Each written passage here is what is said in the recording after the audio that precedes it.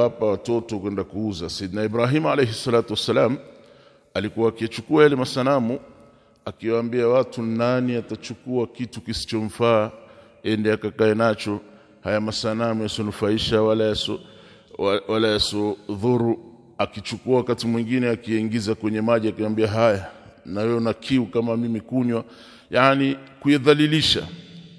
Ikawa hakuna hata mmoja akinunua sanamu kwa Sayyidina Ibrahim alayhi salatu wassalam, kwa kuwa Mwenyezi Mungu amemlinda toka mwanzo kuwa asiwe ni mwenye kuweza kufuata dini ya jamaa zake.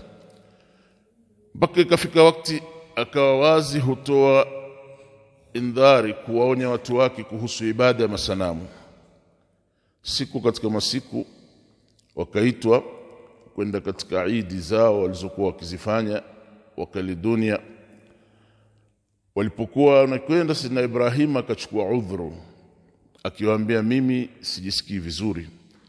Katika kauli nyingine alilazimishwa lakini akatoroka. Sayyidina Ibrahim alitumia hila. Alipoambiwa nenda, kama anavyosema Mwenyezi Mungu Subhanahu wa Ta'ala katika surati As-Saf, fanadhara nadharatan fi an-nujum faqala inni saqim. Aliangalia kuangalia kwenye nyota akasema mimi mgonjwa. Na hapa alitumia lugha ambayo kwamba saa zingine hutumika katika, ametumia balagha ya hali ya juu, ametumia lugha ambayo kwamba hutumika wakati mwingine kuficha. Nadhara nadharatan fi an-nujum, ameangalia kwa kuwa hawa watu wake wengi wao, wengine walikuwa wakiabudu nyota, wengine wakiabudu jua, wakiabudu wanavyoviabudu. Sasa na yeye kaangalia fi an-nujum faqala inni saqim, ameangalia kwenye nyota akasema mimi mgonjwa. Yani kuangalia nyota tu asema siwezi kwenda na nyinyi kesho, mimi mgonjwa. Wale wakasema basi Ibrahimu anarudi sasa. Hata ameweza kutazama kwenye nyota akajua. Kumbe Sayyidina Ibrahim nadhara nadharatan fi an-nujum, ameangalia nyota akakumbuka kuwa Mwenyezi Mungu amejalia wa bin najmi hum yahtadun, kwa nyota watu hupata uongozi, yani kupata mwelekeo. Na Sayyidina Ibrahim amekuja kuwaelekeza watu. Sasa akaangalia akaona ana kazi kubwa bado hajatekeleza, faqala inni saqim, akajiona ni mgonjwa kwa sababu hajatekeleza kazi aliyotumwa na Mwenyezi Mungu ya kuongoza watu kama vile nyota zinavyoongoza watu.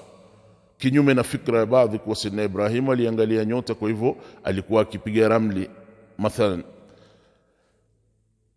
Akenda akayadhuru yale masanamu, akayavunja siku ambayo kwamba wale hawako, illa kabiran lahum, illa yule mkubwa katika yale masanamu walikuwa kiabudu, akaiachilia na shoka, akaacha wale watu warudi waangalie.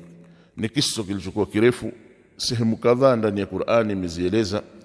Sayyidina Ibrahim alayhi salatu wassalam alipokuja, man fa'ala hadha bi alihatina, wakiulizana nani amevunja, Sayyidina Ibrahim amenyamaza. Mmoja sema sami'na fatan yadhkuruhum yuqalu lahu Ibrahim, tumemsikia kijana akiwataja hawa miungu wetu kwa ubaya, anaitwa Ibrahim. Fa'tu bihi ala ayunin nas, mleteni tumuone, mleteni tutaka kujua kwa nini. Anta fa'alta hadha bi alihatina, Ibrahim ni wewe umefanya? Sema bal fa'alahu kabiruhum, amefanya huyu mkubwa, ameona chuki, ameona wivu, kwa nini nyinyi mnamwabudu na wengine, akafanya. Kisha akawasuta kwa ile ibada yao, hawakuridhika, wakaamua kumuadhibu Sayyidina Ibrahim, wakamchoma, wakamtupa ndani ya moto. Mwenyezi Mungu Subhanahu wa Ta'ala, kwa kisa tufanya mukhtasar kwa sababu kisa cha Nabii Ibrahim ni kirefu na istishhadi yetu ni maalaka yake na ile majabali. Sayyidina Ibrahim alayhi salatu wassalam akawa ni mwenye kuokolewa na Mwenyezi Mungu alipotupwa kwenye moto. Kulna ya naru kuni bardan wa salaman ala Ibrahim, akawa ni mwenye kupona Sayyidina Ibrahim alayhi salatu wassalam. Kisha baada ya hapo ndo akasema inni dhahibun ila rabbi sayahdin, mimi sasa naondoka kwa ajili ya Mwenyezi Mungu, nahama mji huu, Mwenyezi Mungu ataniongoza. Akahama mji wao wa Babel akaelekea Palestina, akaelekea Baitul Maqdis. Sayyidina Ibrahim alayhi salatu wassalam alipokuwa kule na baada ya mahojiano yake marefu huyu akafanya nini? Akamwambia fakhudh arba'atan min at-tayr fasurhunna ilayka thumma ij'al ala kulli jabalin minhunna juz'a, chukua ndege wa aina 4. Al-Imam Mujahid katika mufassirin wa tabi'ina asema ilikuwa ni taus na diq na kuku na hamam na njiwa na ghurab na kunguru. Amechukua hao 4 kuwa ndo wanyama waliochukua. Fasurhunna ilayk, surhunna au fil qiraa fasirhunna ilayka, yote mufassirina wasema kwa maana moja. Wengine wasema la fasurhunna ay fadhmumhunna ilayk, wengine wasema fasirhunna ay faqatti'uhunna, ikate vipande vipande, uchanganye uiweke sawa sawa, kisha ij'al ala kulli jabalin minhunna juz'a, ijalie katika kila jabali uweke kipande. Wamekhtalafiana wanazuoni ni majabali mangapi aliweka Sayyidina Ibrahim alayhi salatu wasalam. Baadhi wakasema ni majabali 4 yaliyoashiria yani sehemu 4, jiha 4 za ardhi, kaskazini, mashariki, magharibi na kusini, yani majabali yaliyoelekeana sehemu hizi ndizo alizochukua Sayyidina Ibrahim alayhi salatu wasalam. Wengine wakasema ni sehemu moja tu ya jabali, lakini ni jabali moja ambao kwamba mpaka hivi leo katika miji ya Iraki inajulikana kama ni sehemu ya Sayyidina Ibrahim alayhi salatu wasalam. Ni sehemu ambayo kwamba alichukua mashariki, magharibi, kusini na kaskazini akaweka, kisha akasimama sehemu ya juu kuiangalia. Wengine nasema ni majabali 7 yalikuwa karibu yake ambayo kwamba yamemzunguka Sayyidina Ibrahim alayhi salatu wasalam, akayatumia yale majabali 7. Wengine nasema la, majabali yote aliyaweka. Baadhi ya mufassirina walikuwa ni wanazuoni katika fikhi vile vile wakasema la, ni majabali 10 kama anavyoeleza Imam al-Mawrudi katika Nukat wal Uyun. Asema majabali 10 ambayo kwamba aliyachukua Sayyidina Ibrahim alayhi salatu wasalam na akaweka zile juz'u 10, na wakatoa faida katika hayo. Wakasema hata yule mwenye kuhusia, mathalan unamuhusia mtu wa kando katika wasia wako, basi huhusia kwa ushr, kwa kipande cha 10, kwa kuwa ndo Sayyidina Ibrahim alayhi salatu wasalam alipokuwa akigawanya akiweka yani sehemu 10 akagawanya wale wanyama yani nyama zao. Sayyidina Ibrahim alichinja akakata mifupa kila kitu, akaichanganya damu akaichanganya yote, manyoya ya wanyama akachanganya yote, baada ya kunyoa na kadhalika yote, ngozi, kila kitu akaweka juzu katika kila mlima. Sasa akakaa sehemu moja kama anavyoamrishwa na Mwenyezi Mungu, thumma du'uhunna, kisha waite hao, yatina kasaya, watakuja kwa mwendo wa kutembea polepole. Yatina kasaya, watakuja kwa mwendo wa kutembea polepole. Kwa nini waje kwa namna hii? Sayyidina Ibrahim akaweka kweli kwenye kila pembe akaweka vipande, kisha akakaa akaziita kwa jina la Mwenyezi Mungu wafufuke. Wakatoka wote, akajalia Mwenyezi Mungu damu hutoka kwenye kibakuli alichokiweka Sayyidina Ibrahim amechanganya, ikaruka ikenda ikashikana na damu nyingine, na hii ikatoka ikashikana na upande wa pili, yani kila moja ikishikana na mwenzake. Kipande cha nyama huruka kikashikana na nyingine, unyoya hutoka ukashikana na mwenzake, yani kila kitu. Na vile vichwa amekaa navyo Sayyidina Ibrahim alayhi salatu wasalam, amebaki navyo, vikawa hushikana mpaka mwisho, na kichwa kikashikana na wenzake. Kisha wakaja hali ya kuwa sa'ya, wanatembea polepole kuja kwa Sayyidina Ibrahim alayhi salatu wasalam. Sababu ya kuja huku ni kuwa kawaida ndege tatir, ndege ni wenye kuruka, hupaa.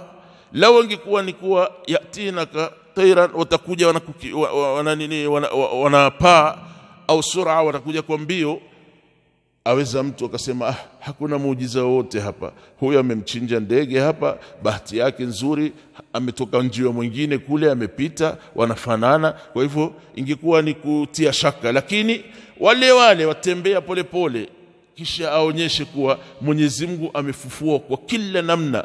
Pengine mwingine angesema sawa, amefufua, amerudishiwa mabawa yake na pala, lakini pengine miguu haijasimama, haiwezi tena, ikawa miguu hutembea kisha wakapaa, yani kuonyesha kuwa Mwenyezi Mungu amefufua. Siku moja mwambia Namrud, mimi nina Mungu ambaye kwamba namuabudu mmoja peke yake aliyeumba kila kitu, na Mola wangu huisha na hufisha. Rabbi alladhi yuhyi wa yumitu, Mola wangu anafisha na anahuisha, anapeana uhai na anaondosha uhai. Huyo mfalme Namrud akasema ana uhyi wa umitu, hata mimi ninafanya kama anavyofanya Mola wako. Vipi? Akaita wafungwa wawili kutoka jela, akasema huyu muacheni huru, nimempa uhai, na huyu muweni. Sayyidina Ibrahim alayhi salatu wassalam ajua si maana yake hiyo, na wote ajua, lakini ametumia hila kutaka kuonyesha.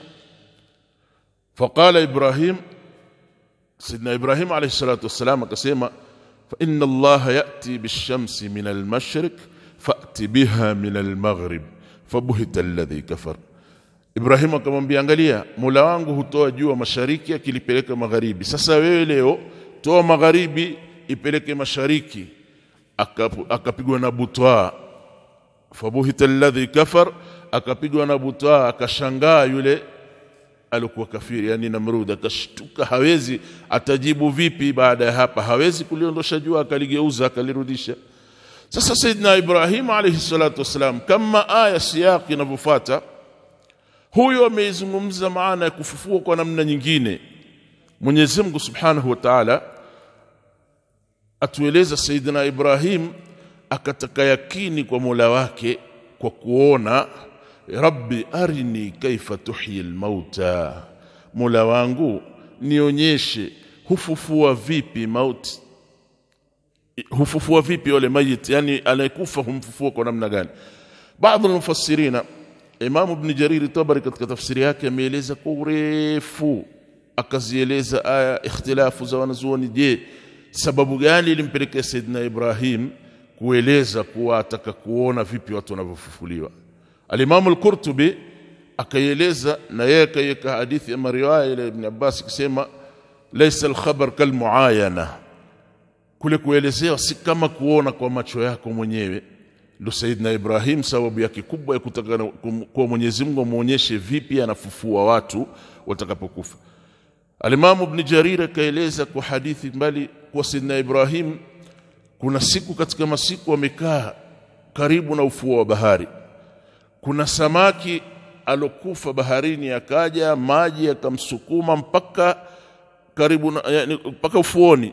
Sasa yale mawimbi yakipiga, kuna sehemu ya maji huchukua baadhi ya kiwiliwili cha yule samaki, yani huchukua baadhi yake ule mzoga wake ukarudisha ndani ya maji, samaki wengine wakawa wanakula.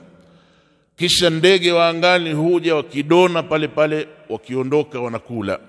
Kisha wanyama wa ardhini wakija vile vile wanachukua wakila sehemu ile ile. Sasa Sayyidina Ibrahim alayhi salatu wassalam ikamjia fikra, angalia, kipande cha huyu mnyama kimeingia baharini, kipande kingine kiko na ndege kule juu, kipande kingine kimechukua wapi, kimeingia ardhini, pengine ni fisi ni nani wamechukua. Sasa huyu mnyama wa ardhini, yule wa baharini, huyu wa angani, wote hawa wamechukua vipande hivi. Rabbi arini kaifa tuhyi al-mauta awalam tu'min. Kuna baadhi ya ulama wa tafsiri kama al-Imam al-Mawrudi na wengine wamekataa, wasema hii hamza ya awalam tu'min sio istifham, sio kuwa wewe, je, Ibrahimu wewe huamini? Kwa kuwa Mwenyezi Mungu ajua Sayyidina Ibrahim ana imani tangu mwanzo.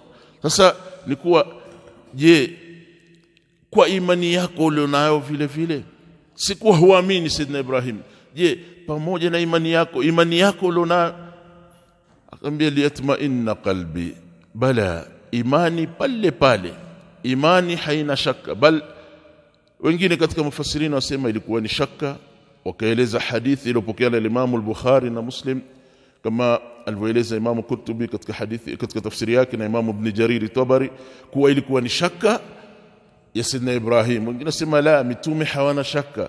Kwa hivyo asema imani iko, lakini liyatma'inna qalbi, nataka moyo utulie, hata niwe na hujja. Yule ameingiza fikra tofauti, ameingiza fikra mbovu kwa mtu aweza kupeana uhai, Namrudi amefanya fikra mbovu.